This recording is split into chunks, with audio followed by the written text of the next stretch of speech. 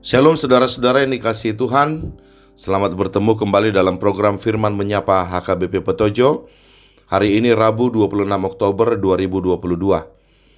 Sebelum mendengarkan firman Tuhan, marilah terlebih dahulu kita berdoa. Ya Roh Kudus, kuasailah hati dan pikiran kami ketika kami mendengarkan sabda-Mu.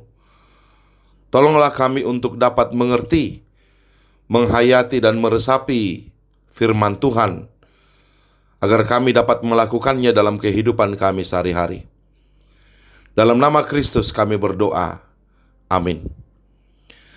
Firman Tuhan bagi kita hari ini diambil dari 1 Korintus pasal 15 ayat yang ke-22.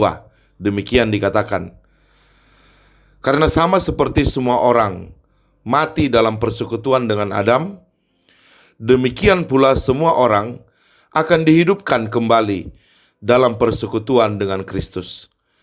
Demikianlah firman Tuhan. Berbahagia adalah orang yang mendengarkan firman Tuhan serta memeliharanya. Amin.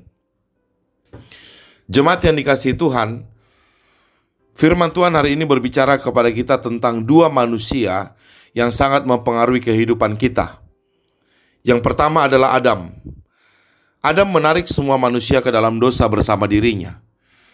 Di sini Adam harus dimengerti secara representatif. Ia adalah wakil dari seluruh umat manusia. Contohnya saja, misalnya sebuah sekolah memilih seorang perwakilan sekolah itu untuk ikut olimpiade. Katakanlah olimpiade matematika. Kalau perwakilan itu yang ditunjuk itu kalah, dapat dikatakan bahwa sekolah itu secara keseluruhan ikut kalah. Artinya, kalau orang itu saja kalah, apalagi yang lain. Seandainya kita ditempatkan dalam posisi Adam, kita juga akan jatuh ke dalam dosa. Bahkan mungkin kita jatuh lebih cepat dari Adam. Adam jatuh. Ini berarti ia membawa keseluruhan umat manusia dinyatakan sebagai tidak taat. Hal ini sebenarnya ironi. Mengapa kita katakan ironi? Karena Adam waktu itu diletakkan dalam keadaan yang sangat baik di Taman Eden, di mana belum ada semak duri, peluh, dan belum ada keringat manusia yang harus bekerja keras. Namun justru dalam keadaan seperti itulah Adam memilih untuk tidak taat. Bukankah ini sebuah bentuk kekurang ajaran yang luar biasa? Sulit memberitakan kasih Tuhan yang luar biasa jika kita tidak mengerti betapa jahatnya manusia itu sebenarnya, yang sudah berdosa melawan Tuhan, justru ketika hidupnya sebenarnya sedang enak. Inilah sebuah kebenaran yang hendak disampaikan oleh firman Tuhan hari ini kepada kita. Tetapi pesannya tidak berhenti sampai di situ saja. Ada kebenaran kedua, dan bahkan kebenaran yang jauh lebih penting dari kebenaran pertama tadi. Apa itu? Kebenaran kedua ini berkata bahwa dalam persekutuan dengan Kristus, kita semua beroleh kehidupan. Jadi mirip dengan kebenaran pertama, bahwa dalam persekutuan dengan Adam, kita semua beroleh kematian. Namun dalam persekutuan dengan Kristus, kita semua beroleh kehidupan. Oleh kebangkitan Kristus, manusia yang percaya pada kuasa kebangkitannya tidak lagi dikuasai oleh kematian, namun sudah berada dalam semangat kebangkitan.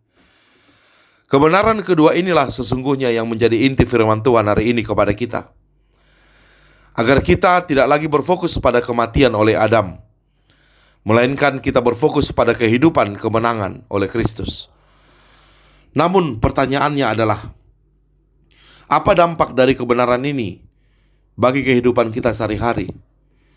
Saudara-saudara, berita kebangkitan Kristus seharusnya tidak hanya berbicara tentang kehidupan di sorga kelak. Namun yang tidak kalah penting, berita kebangkitan dan kemenangan Kristus yang sudah mematahkan sengat kematian harusnya berdampak dalam kehidupan kita di dunia ini.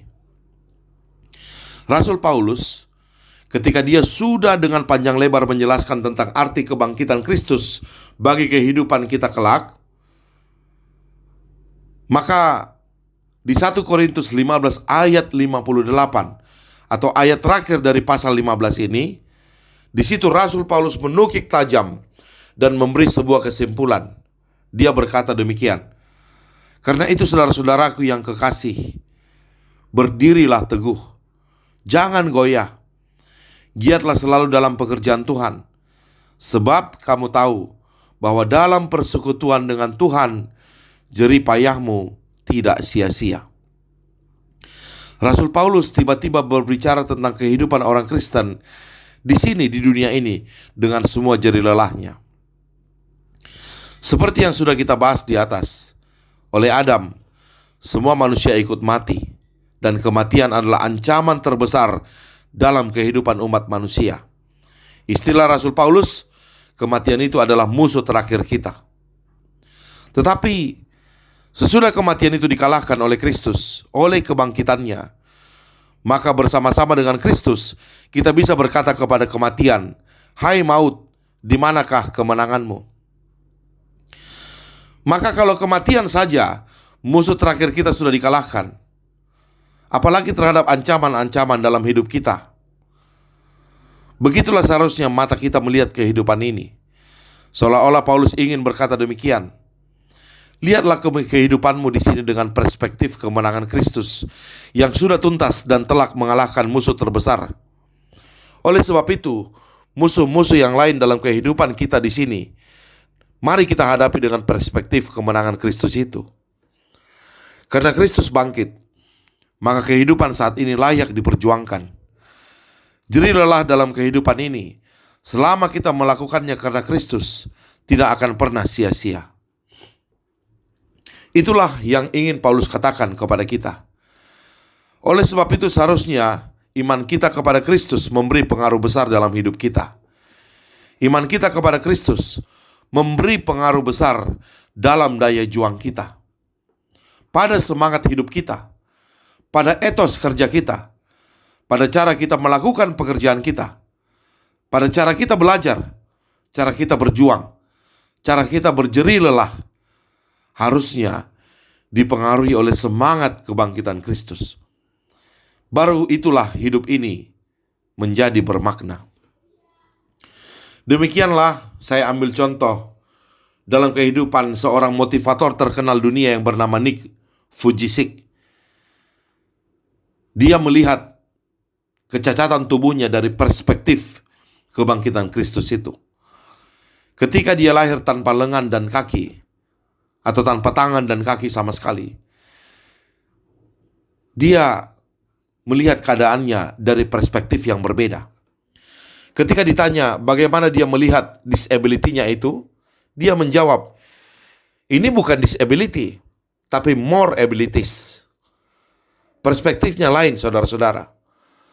Orang boleh melihat dia cacat, tapi dia sendiri melihat dirinya sendiri, bukan orang cacat, melainkan sebagai orang yang punya kesempatan untuk memunculkan more abilities dalam dirinya. Dan dia juga berkata, Tuhan menciptakan saya cacat, tidak punya tangan dan kaki, supaya saya bisa mendapat kesempatan besar untuk berjumpa dengan banyak orang dan menginspirasi mereka. Luar biasa, tidak ada tanda-tanda kemarahan dalam dirinya. Tidak ada tanda-tanda penyesalan dan keluh kesah di wajah Nick Vujicic. Imannya kepada Tuhan memberi pengaruh yang optimal, membangkitkan kekuatan besar untuk berjerih lelah, memaknai kecacatannya dari segi positif. Dan dia berhasil. Nick Vujicic telah menjalani lebih dari 70 negara untuk memotivasi banyak orang dari kecacatannya. Saudara, tentu saja Nick Vujicic pernah bergumul untuk bisa menerima kecacatannya, dan pergumulannya pasti tidak mudah dan itu luar biasa. Bisa kita bayangkan kalau kita sendiri tidak punya tangan dan kaki sama sekali. Itulah yang harus dihadapi Nick. Bagaimana dia bisa menerima tubuhnya secara total. What a struggle.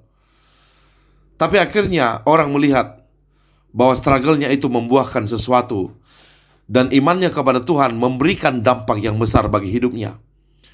Kuasa kebangkitan Kristus membangkitkan sebuah kekuatan besar untuk memaknai hidupnya secara positif. Maka saudara-saudara, pesan itulah yang hendak disampaikan oleh firman Tuhan kepada kita hari ini. Seberapa besar iman kita kepada Kristus yang sudah menghidupkan kita itu, yang sudah mengalahkan kematian, itu berdampak pada kehidupan kita pribadi masing-masing. Seharusnya, kata Rasul Paulus, itu sangat berdampak. Wong kematian saja sudah dikalahkan, apalagi tantangan-tantangan kecil dalam kehidupan kita ini. Harusnya kita bisa melewatinya dengan semangat kebangkitan Kristus. Kiranya kita dapat menerima firman Tuhan hari ini dan menjalaninya untuk mempengaruhi kehidupan kita. Amin. Mari kita berdoa. Terima kasih ya Tuhan untuk firman hari ini, di mana Tuhan mengajak kami menjalani hidup ini dari perspektif yang berbeda. Bukan lagi dari perspektif kematian atau dosa yang membayangi kami, tapi kami menjalani hidup ini dari perspektif kebangkitan dan kemenangan Kristus. Karena musuh terakhir saja sudah dikalahkan, yaitu kematian.